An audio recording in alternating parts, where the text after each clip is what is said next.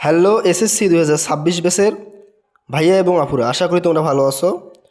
কারণ এর আগে তোমরা আইসির পরীক্ষা দিয়ে এসেছো মাত্র 25 মার্কের। আশা করা যায় তোমাদের পরীক্ষা ভালো হয়েছে। আজকে আমি সাজেশন ভিডিও নিয়ে আসছি তোমাদের সামনে। তোমাদের পরীক্ষা গণিত পরীক্ষা রবিবার। এই গণিত পরীক্ষায় তোমরা পরিসংখ্যান নামে একটা ঘ বিভাগের পরিসংখ্যান আছে। এই পরিসংখ্যানে তোমরা 10-এর মধ্যে 10 পাবে এই সাজেশন ফলো করলে। এই সাজেশনটা তোমরা যদি দেখো তাহলে 10-এর মধ্যে 10 তোমাদের আশা করা যায়। এর জন্য আমাদের এই চ্যানেলটি সাবস্ক্রাইব করা তোমাদের জন্য অনেক গুরুত্বপূর্ণ, কারণ সামনে অনেক ভিডিও আমরা এই চ্যানেলে আপলোড করব সাজেশনমূলক। মাত্র প্রথম ক্লাস গণিতের পরিসংখ্যানের সাজেশনমূলক ক্লাস। তোমরা ক্লাসটা মনোযোগ সহকারে দেখবে এবং চ্যানেলটি সাবস্ক্রাইব করে রাখবে। প্রথমেই দেখো, তোমরা প্রথমে যে আমরা সিকিউরিটি রাখছি, এই সিকিউ হলো নিচে একটি গণসংখ্যা নিবেশন সারণী দেওয়া হলো। এখানে সারণী দেওয়া আছে, সারণী নিবেশন দেওয়া আছে। এই সারণী থেকে খ নম্বর বলছে যে সংক্ষিপ্ত পদ্ধতিতে গড় নির্ণয় করো। খ নম্বর বলছে সংক্ষিপ্ত পদ্ধতিতে গড় নির্ণয় করো। খ নম্বর কী বলছে দেখো, সংক্ষিপ্ত পদ্ধতিতে গড় নির্ণয়। সংক্ষিপ্ত পদ্ধতিতে গড় নির্ণয়। খ নম্বর বলছে সংক্ষিপ্ত পদ্ধতিতে গড় নির্ণয়। আর গ নম্বর বলছে সংক্ষিপ্ত বর্ণনা সহ উপাত্তের অভিযোগ রেখা অঙ্কন করো। উপাত্তের অভিযোগ রেখা অঙ্কন করতে বলছে গ নম্বর। এটা তোমরা জানো যে তিনটা জিনিস বলতে পারে, একটা অভিযোগ রেখা, একটা আয়তরেখা, আর একটা হলো আয়তলেখ, আর একটা কি, আর হলো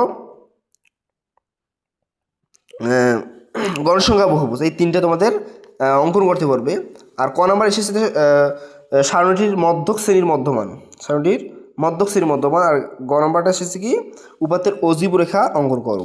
তোমরা যদি এটা করো তাহলে তোমাদের এই টাইপটা কমপ্লিট। এখান থেকে তোমরা নিশ্চয়ই সিকিউ অ্যান্সার করতে পারবা। তোমরা যখন 11 নম্বরে দেখো, 11 নম্বর কী বলছে যে এখানেও একটা কী দেওয়া আছে, গণসংখ্যা নিবেশন সারণী দেওয়া আছে।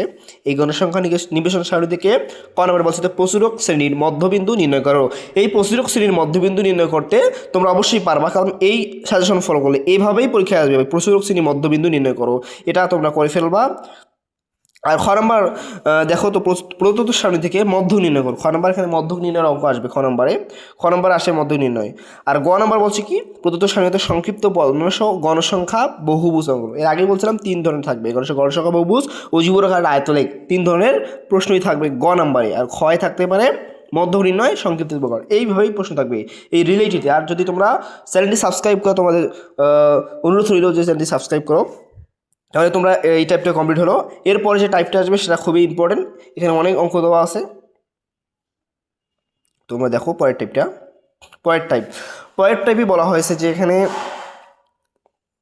অনেক অঙ্ক দেওয়া আছে। পরের টাইপে আমাদের অঙ্কগুলো যদি তোমরা করতে পারো, সম্পূর্ণ সকল অঙ্ক যদি তোমরা করতে পারো, তাহলে আশা করা যায় তোমরা ভালো একটা ফলাফল করে আসতে পারবা। তোমরা দেখে নাও এখানে বলছে যে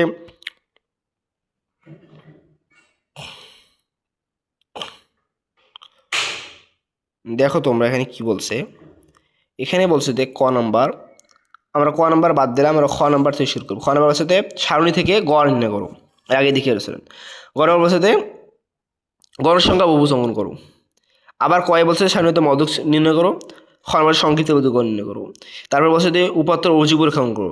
এই ভাই প্রত্যেকটি ক হোক সেটা খ, আবার হতে পারে সেটা গ, প্রত্যেকটি অঙ্ক তোমরা একই নিয়মে পাবে। তোমরা যখন এগুলো প্র্যাকটিস করবা দেখবা যে কোনটা ক নাম্বারটা কোনটা সেম নিয়মে, সেগুলো নোট করবা। খ নাম্বারটা কোন একই নিয়মে নোট করবা এবং একবার করবা, এবং সেটা প্রত্যেকটা একবার করলে সেটা প্রত্যেকটা অঙ্ক করা হয়ে যাবে, কারণ সবগুলো অঙ্ক প্রায় একই রকমের। তোমরা এগুলো অঙ্ক করার পর তোমাদের এখানে 10-এ 10 মার্ক নিশ্চিত হবে, এটা আশা করি। এবং চ্যানেলটি সাবস্ক্রাইব করার পর তোমরা ভিডিওটি দেখে উপকৃত হলে অবশ্যই আমার জন্য দোয়া করবেন। আসসালামু আলাইকুম।